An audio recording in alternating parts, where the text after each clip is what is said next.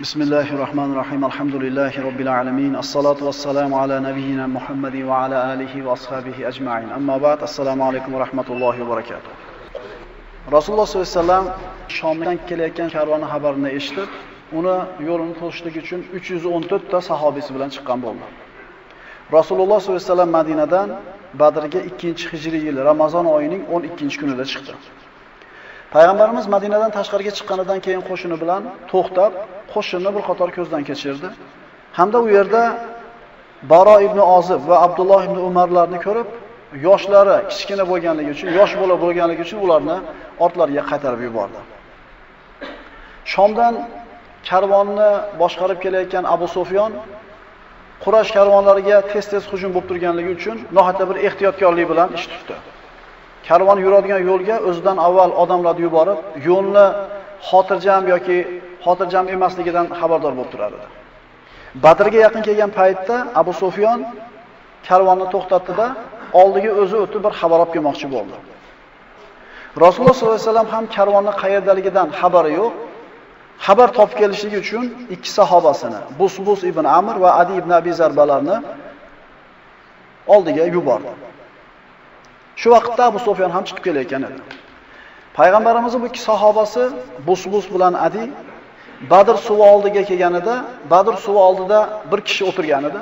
Nariroqda ikkita ayol suhbatlashayotgan edi. Ayollardan biri "Qachon haqqimni berasan?" desa, ikkinchisi "Yaqinda karvon o'tadi, shu yerdan o'tadi, shunda olib beraman" dedi. Shundan har ikki sahoba karvon yaqin qolganligini xabarini bilishdi-da, o'rnlaridan turib Payg'ambar sollallohu alayhi vasallam oldiga qaytib ketdi.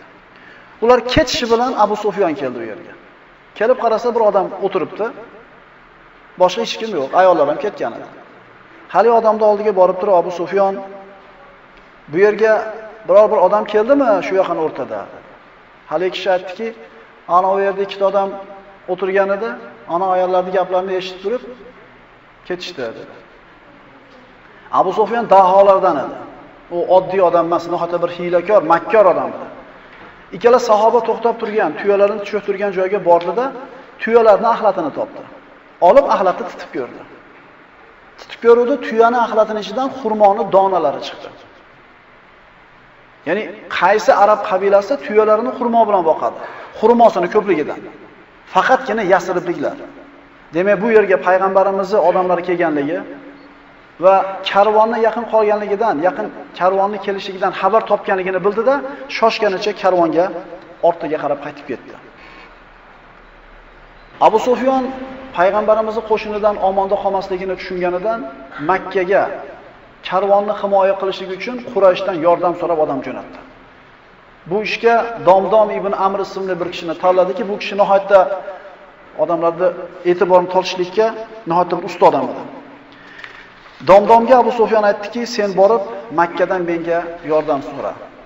Muhammadning qo'shinidan qutulaman deb o'ylamayman" dedi. Domdom shoshganicha Makkaga qarab ketdi. Makkaga kirishlikka yaqin qolganida tuyasidan tushib, ko'ynaklarini yirtdi ikki tomonini. To'ntarib kiydi.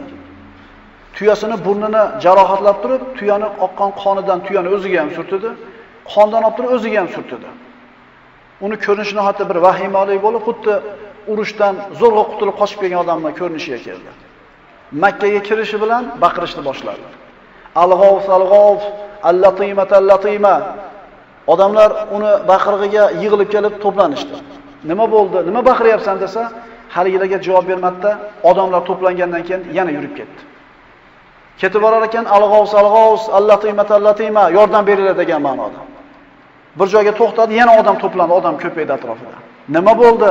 Nimaga baqiryapsan?" desa, yana indamadi-da, to Ka'batullohning oldigacha baqirib bordi. Abu Qubays tog'iga ko'tarilib turib, yana baqirdi. "Al-G'avs, al-G'avs, al-Latimata, al-Latima." Oxiri yetarli odam to'planganidan keyin Quraysh karvoni xatardaligi, Muhammad alayhisolamdan qutqarishlik uchun Abu Sufyon yordam so'rayotganligini xabarini aytdi.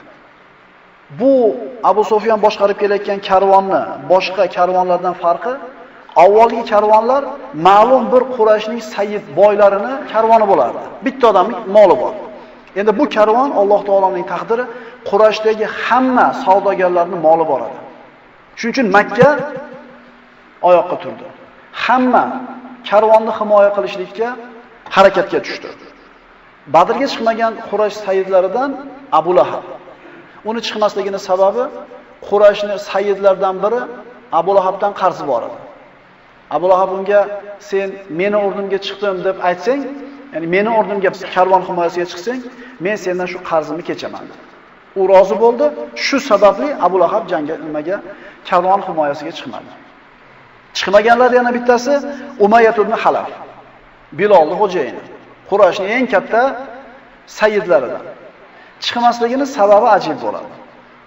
Badr g'azotidan avval, ya'ni hijratdan keyin, mana shu holatdan ozgina vaqt avval Madinadan Sa'd ibn Muoz roziyallohu anhu Makka ga kelib Ka'bani tavof qiladi.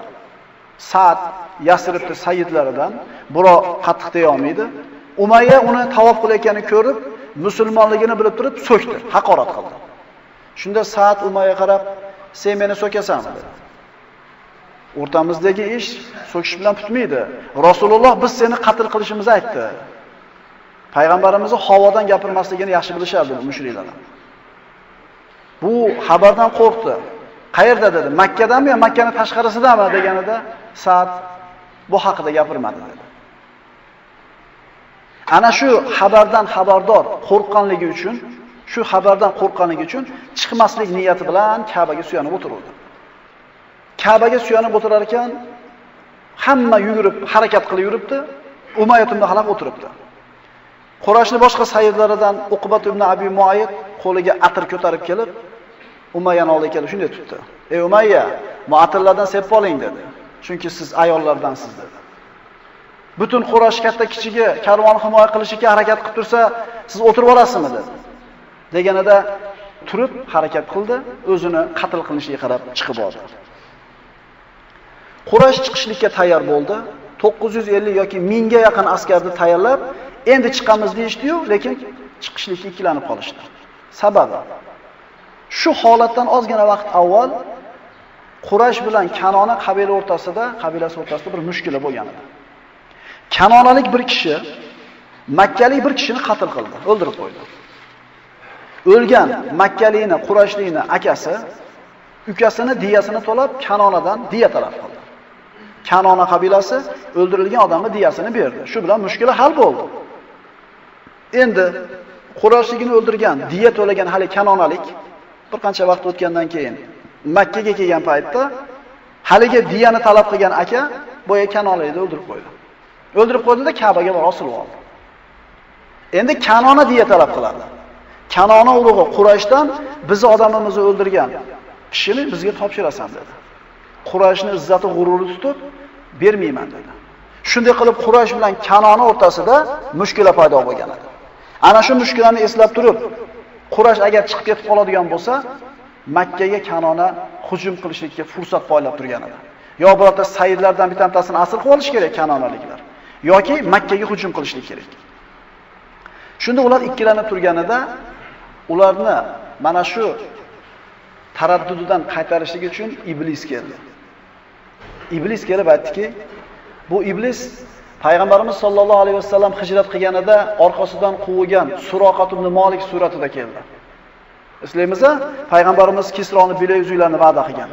Suroqat ibn Malik Jush umurg'idan, Kanona qabilasining Jush umurg'idan.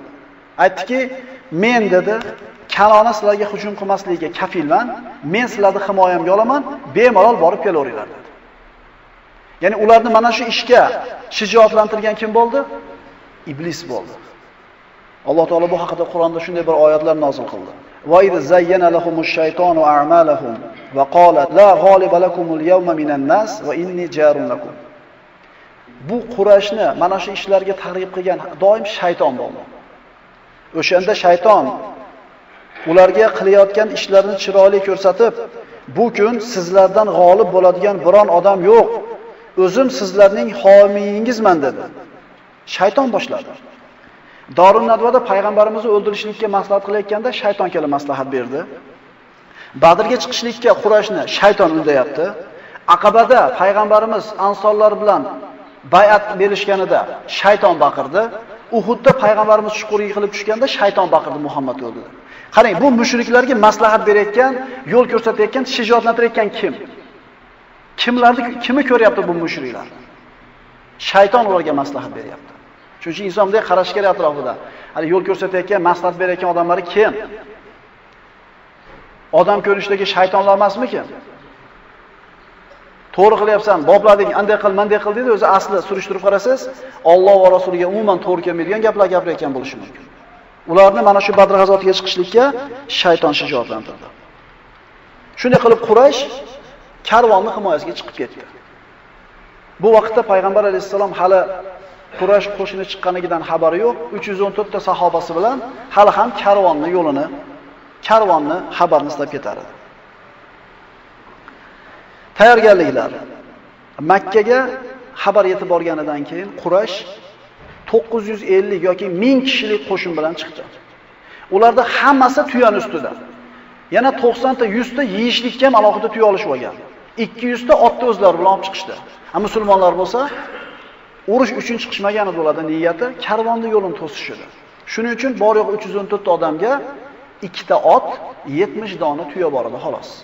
Urush uchun chiqqan odam bunaqa tayyorgarlik bilan chiqmaydi. Bitta tuyani 3 ta sahoba almashib minib ketar edi. Payg'ambarimiz sollallohu alayhi vasallam bilan tuyani sherik bo'lib minganlar Ali roziyallohu anhu va Abu Luboba. Ikkala sahoba bilan payg'ambarimiz Rasululloh bo'lsa ham hamma qatori tuyani navbatma-navbat minib ketyapti. Shundan ikkala sahobiy, "Ya Rasululloh, siz minoring, biz rozimiz, biz piyoda ketaveramiz" deganida payg'ambar sollallohu alayhi vasallam aytdilar, "Sizlar mendan ko'ra quvvatliroq emassizlar. Men ham sizlardek ajr olishni xohlayman. Men ham sizlardek ajr olishni xohlayman" dedi Imom Ahmad rivoyat. Lekin Rasulullohning rahmatan lil alamin bo'lganini ko'raylikki, shu holatda ham odillikni ko'raylik. Endi buni ko'rib tarbiya topgan Umar ibn Xattob qo'li bilan tuyani minganda navbatlashsa hayron bo'lmaslik kerak. Chunki Rasulullohni Muhammadiya madrasasini talib edi Umar ibn Xattob. Tuyasi yo'qlar yo'lda oxirigacha piyoda yurishlikka majbur bo'ladi. Payg'ambarimiz sollallohu alayhi vasallamga Quraysh qo'shin bilan chiqqanligining xabari vahiy orqali nozil bo'ldi. Shunda payg'ambarimiz sahobalarni jamlab turib, biz karvonni qasd qilib chiqqan edik. Endi Quraysh biz bilan urushgani qo'shin bilan kelyapti ekan. Ortimizga qaytamizmi yoki davom etamizmi? Maslahat beringlar dedi. Ashiru alayya ayuhan nas. Odamlar maslahat beringlar menga dedi. Shunda Abu Bakr Siddiq roziyallohu anhu turib, "Ya Rasululloh, Robbingiz buyrug'iga yuring, biz siz bilanmiz" dedi. Rasululloh uni gapidan rozi bo'ldi, Abu Bakr o'tirdi. Payg'ambarimiz yana so'ra aytdilar. "Menga maslahat beringlar, ey odamlar" dedi. Umar ibn Xattob turdi. Abu Bakr so'zdagi so'zni aytdi. Payg'ambarimiz undan ham rozi bo'ldi, Umar o'tirdi. 3-marta payg'ambarimiz "Maslahat beringlar odamlar, nima qilamiz? Davom etamizmi yo qaytamizmi" dedi. Shunda Miqdod ibn Amr roziyallohu anhu o'rnidan turib, shunday bir so'zni aytdiki, bu hadisni rivoyat qilayotgan sahoba aytadi. Badr kunida Miqdoddan shunday so'zni eshitdimki, butun dunyoni almashtirardi mana shu so'z meniki bo'lishligi uchun dedi. Nima degan edi? Miqdod roziyallohu anhu turib aytdiki, "Ya Rasululloh, Robbingiz buyrug'iga yuring. Biz sizga Banu Isroil Musoga aytgan so'zni aytmaymiz." Nima deyishgan edi ular? "Izhab anta va robbuka faqatila inna ha huna qoidun." Ana shu Iliyo Quddus shahri sizlardagi hujum qilaylik, shu shaharni olamiz desa, Banu Isroil aytgan edi. "Ey Muso, sen va Robbing borib urushaveringlar, biz mayda o'tirib turamiz" degan. Biz unaqa demaymiz. Balki aytamiz, "Ya Rasululloh, siz va Robbingiz ikkingiz borib urushinglar, bizlar albatta siz bilan birga jang qilamiz" deymiz. Allohga qasam ya Rasululloh, agar siz Birakul G'imatgacha jang qilishga yursangiz, bizlardan birorta kishi ortga qaytmaydi dedi. Bu so'zni azamatini bilishing uchun Birakul G'imat nima? Birakul G'imat Yamandagi bir mintaqa. Ana shu Birakul G'imat bilan Madina o'rtasida islomga dushman bo'lgan 14 ta qabila bo'lgan. Ya Rasululloh, siz bitta jang emas, 14 ta qabila bilan jangga, hozir jangga kirsangiz, bizdan birortamiz ortimizga qaytmaymiz dedi. Shuning uchun hadisda raviysi aytganida, dunyodagi hamma narsani mana shu so'zga almashtirardim degan. Payg'ambarimiz juda xursand bo'ldilar. Miqdod ham o'rniga o'tirdi. Endi yetarli bo'lganga o'xshaydi. Hamma roziga o'xshadi. Lekin payg'ambarimiz 4-marta ashiru alayya yuhannas. Ey odamlar, maslahat beringlar menga. Nima uchun? Nima uchun qaytib so'rayapti? Hozir turib gapirgan sahobalarning hammasi muhojirlar. Birinchi marta payg'ambarimiz bilan birga ansorlar ham chiqqan edi. Qo'shinning kattaroq qismi ansorlar edi. Payg'ambarimizda shunday bir o'y bor ediki, ansorlar payg'ambarimizni Madinaga ko'chib keling deganida payg'ambarimiz meni himoya qilasizlar degan. Ular rozi bo'lishgan. Endi biz payg'ambarimizni faqat Madinada himoya qilamiz, Madinaning tashqarisida himoya qilmaymiz degan tushunchasi yo'qmikin ansorlarda payg'ambarimiz qaytib so'rayotgan edi. Shunda ansorlarning sayyidi Sa'd ibn Muoz roziyallohu anhu o'rnidan turib, "Ya Rasululloh, siz bizdan ansorlardan kutyapsizmi?" javobni dedi. Payg'ambarimiz ha dedi. Chunki ansorlar indamagan edi hali. Sa'd ibn Muoz o'rnidan turib aytdi: "Tahqiq, biz sizga iymon keltirdik, sizni tasdiqladik. Siz olib kelgan narsaning haqligiga ishondik. Sizga so'zsiz itoat qilishga ahd berdik, ya Rasululloh. Robbingiz buyurgan ishga yuring. Sizni haq din bilan yuborgan zotga qasamki, agar siz dengizga sho'ng'isangiz, dengizga yursangiz, bizlardan biron kishi ortda qolmay albatta siz bilan birga yuradi. Ertaga dushmanga qarshi biz bilan yo'liqishingizni xohlaymiz. Bizlar jangda sabrlimiz. Shoyat Alloh biz tufayli sizning ko'zingiz quvontiradigan ishni bersa." Ansorlarning itoati xuddi muhojirlarnikiga ekanligini Sa'd ibn Muoz ta'kidladi. Bundan payg'ambarimizni yuzlari bir yorishib ketib xursandchilikdan, "Xursand bo'linglar" dedi. "Alloh menga ikkita g'alabadan bittasini va'da qildi" dedi. "Yo karvonni olamiz, yo jangda yengamiz" dedi. Bu to'rala sahobani gapirgan gapi bir xil chiqdi. Biz nima desangiz yuramiz. Lekin bu to'rala sahobaning gapi qolgan hamma 314 ta sahobani fikri emas edi. Ba'zilari urushni xohlamas edi. Ba'zilari karvon deyla olib qaytsa yaxshi bo'lar edi, urushmasa yaxshi bo'lar degan fikrda edi. Buni Alloh taolo Qur'onda bayon qildi. Insonlarning ichida o'tayotgan narsani Alloh taolo Qur'onda bayon qildi. Va inna fariqon minal mu'minina lakarihun. Xuddi mu'minlardan bir guruhi urushni aniq yomon ko'rib turgan hollarida. Va tawadduna anna ghayra zati shavkati takunu lakum. O'shanda ey mu'minlar, Alloh ikki toifadan karvon yoki qo'shindan birini sizlar uchun o'lja qilishga va'da bergan edi. Sizlar qurol yaroqsiz toifa, ya'ni karvon o'zingiz uchun bo'lishini istagan edingiz. Lekin farq nimada bo'ldi? Xohlamayotganlar ham Alloh va Rasulining buyrug'iga labbay deb javob berdi. Lekin Alloh taoloni shundan keyin Alloh taoloning nusratiga haqli bo'ldi. Qo'rquv, dunyo bo'lgan ta'ma, bu insonning tabiatida bor kasallar. Sahobalar ham odam bo'lgan. Ular ham qo'rqqan, xavotirda bo'lgan, dunyo ta'masida bo'lgan. Lekin farq payg'ambarimiz buyurganda osiy bo'lmadi. Shunda Alloh taoloning nusratiga loyiq bo'lishdi. Alloh taolo aytadi: "Ya ayyuhallazina amanu in tansurulloha yansurkum va yusabbit aqdamakum." Ey mu'minlar, agar sizlar Allohga yordam bersangizlar, u zot ham sizlarga yordam berur va jang maydonida qadamlaringizni sobit barqaror qilur. Muhammad surasi. Rasululloh Badrga yaqin kelib, shimolda to'xtadi. Udvatul dunyo. Quraysh esa Badrning janubiga kelib to'xtadi. Udvatul quswa. Bular hammasi Badr mintaqasida. Abu Sufyon o'zini daholigidan Badrga yurmasdan Badrda aylanib o'tib ketdi. Uchala jamoat kimisi qayerda turganligini bir-biri haqida xabarga ega emas. Musulmonlar shimolda, mushriklar janubda, karvon bo'lsa umuman hech kim bilmaydigan boshqa yo'l bilan o'tib ketgan. Alloh taolo aytadi: "O'shanda sizlar Madinaga yaqinroq tarafda, ular ya'ni mushriklar yiroqroq tarafda, otliqlar ya'ni karvon esa sizlardan quyiroq dengiz sohili bo'lib ketmoqda edi. Agar mushriklar bilan jang qilish uchun avvaldan va'dalashilganlaringizda biron muayyan vaqtga kelisha olmagan bo'lardingiz. Agar ittifoq qilishganda uchrasha olmasdi bular. Endi bu g'azotni Alloh taolo o'zi tadbir qildi. Payg'ambarimiz Qurayshdan xabar topib kelishlik uchun, karvondan xabar topib kelishlik uchun Sa'd ibn Abi Waqqos, Ali ibn Abi Talib hamda Zubayr ibn Avvomlarni yubordi.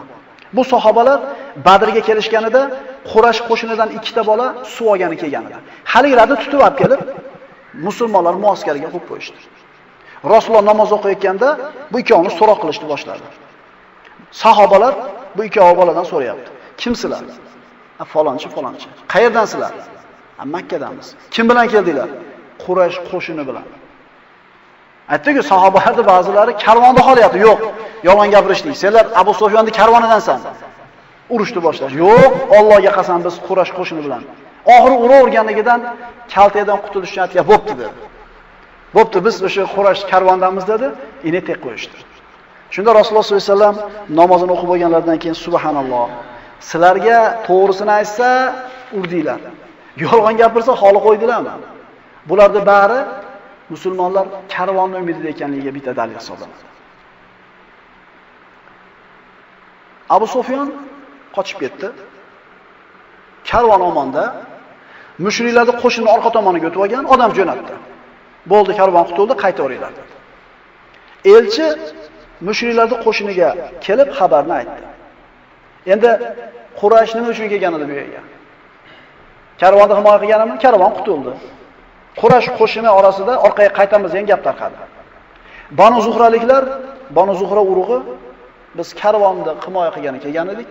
Karvon qutuldi, qaytamiz dedi. Birorta kishi qatnashmadi. Banu Hoshim urug'ining kofirlari ham mol uchun kelgan edi. Ular ham qaytishga taraddudga tushdi. Ba'zi kishilar qoldi Banu Hoshimdan. Chunki Banu Hoshim urug'i Qurayshni tashab ketdi degan gap bo'lmasin deb ozgina odam qolganda, shulardan bittasi Abbos ibn Abdul Muttalib ham qolgan edi. Hakim ibn Hizom Quraysh sayyidlaridan Utba ibn Robiya kelib aytdiki: "Ey Utba dedi. Jang qilishlikka nima hojat bor? Mollarimizni qutqarish uchun kelgan edik, mollarimiz omonda. Agar hozir urushsak, kim bilan urushamiz? O'zimizning qarindoshlarimiz bilanmi? Ine birimiz ikkinchimizni akamiz, ukamizni o'ldirib, Makka ga qaytib borib turib, "Mana meni akamni o'ldirdi, mana meni inimni o'ldirdi" deb yomon ko'ramizmi? Bu jangda bizga hojati yo'q. Buyur, odamlar ortiga qaytsin, bir yaxshilik qilgin dedi. Utba bu gapga rozi bo'lib, "Ey odamlar" dedi Utba. "Mollarimizni qutqarish uchun kelgan edik, mollarimiz omonda. Ortimizga qaytamiz" dedi. Shu bilan urush to'xtagan bo'ldi. Odamlar qaytishga harakat qilib borishdi. Abu Jahl bu narsani xohlamasin. Abu Jahl bu urush bo'lishini xohlaydi. Makkada yagona bitta boshliq bo'lgan emas. Sayyidlar boshqa. Unisi ham boshliq bo'lishni xohlaydi, bu ham boshliq bo'lishni xohlaydi, lekin yagona bitta bir itoatdagi boshliq yo'q. Mana shu fursat odamlar qaytaylikmi, qolaylikmi deb ikkilanayotganda, shunday bir shijoat bilan chiqsam, men boshliq bo'laman deb fursat ekanligini bildida, odamlarga aytdiki, qaytmaymiz dedi. Allohga qasam qaytmaymiz. 3 kun turamiz. Jonliq so'yib yeymiz, sharob ichamiz. Butun arab qabilalari Qurayshning qanday izzat, quvvati borligini ko'rib qo'ysin. Qaytmaymiz dedi. Lekin odamlar qaytishdi harakatini ko'rib turib, Abu Jahl Al-Amr al-Hazramiyni chaqirdi. Avvalgi darslarimizda aytdik, Amir al-Hadramiyning o'g'li Amr Hadramiy Abdulloh ibn Jahsh sariyasida nayza bilan otib o'ldirilgan edi. Birinchi islomda qatl qilingan kishi edi, mushriklardan. Abu Jahl aytdiki: "Ey Amir" dedi. "Seni o'g'lingni qasosini olmasdan Quraysh tashab ketyapti, musulmonlar bilan urushmasdan." Dedi. Hali Amir al-Hadramiy noqulay ahvolga tushib qoldi. Qanday qilib uni o'g'lini qasosini olmasdan qaytishadi? O'zini yerga urilgandek his qildida, qo'shinning o'rtasiga borib yerga o'tirib olib turib, boshiga tuproq sochib, "Voy o'g'lim Amir, voy o'g'lim, seni qasosingni olmasdan tashab ketishyapti Qurayshliklar. Ey Quraysh, agar sizlarni bolanglarni qasosini olish kerak bo'lsa, men sizlarni tashab ketmas edim" dedi. Quraysh noqulay ahvolga tushib qoldi. Chunki o'zini urug'idan bo'lgan bir kishini qasosini olmasdan tashlab ketishlik haqiqatan ularga ayb hisoblanadi. Odamlar ketishga taraddud qilganlari ham mana shu Abu Jahlning shu qilgan hiylasidan keyin Badrda qolishlikka majbur bo'lishdi. Aqulu qawli hada va astaghfirulloh li va lakum. Assalomu alaykum va rahmatullohi va barakatuh.